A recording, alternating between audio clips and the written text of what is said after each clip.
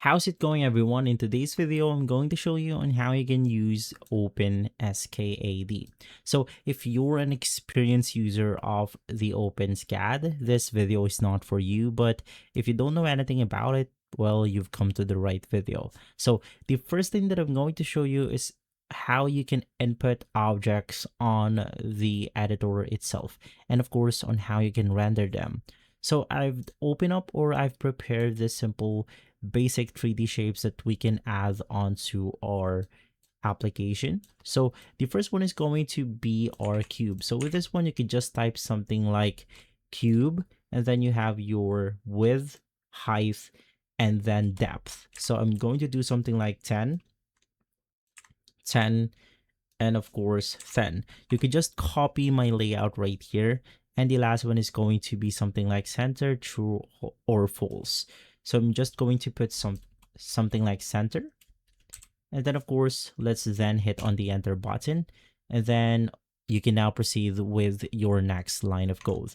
Now, if you want to render this right after, you can then press Control F6 on your keyboard, or you can just press F6 all together, and then it will look something like this. It will then say that rendering successful, and if you have some mistakes on your code, it will clearly show up on the editor itself. So let's just try that again once again, and then there we have it, rendering successful. So let's try another one, but with this one, let's try sphere. So with sphere, it's going to be extremely simple. Sphere r equals radius, so let's do something like 30. And then of course, you could also do something like center equals true or false if you want to. But to make things easier, let's just go ahead and finish up with this one. Once again, let's hit F6, and then we could see that right here. Now you could just use this entire code that I've prepared. We have cylinder, height, radius. We also have center right here, which will create cylinder. We have the polyhedron with points and faces.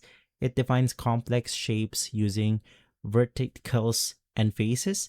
And if you want to do some transformations with the moving and modifying, you could do something like the translate XYZ, which will then moves the children objects. For rotating, you want to use this one. For scale, it's going to be scale XYZ, which will resize the object.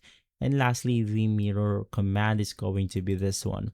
So you could just use the following command or code that I've listed right here. And that's the basic way on how you can use this software. If this video has been helpful, leave a like, subscribe, and follow us for more videos like this. Thanks for watching.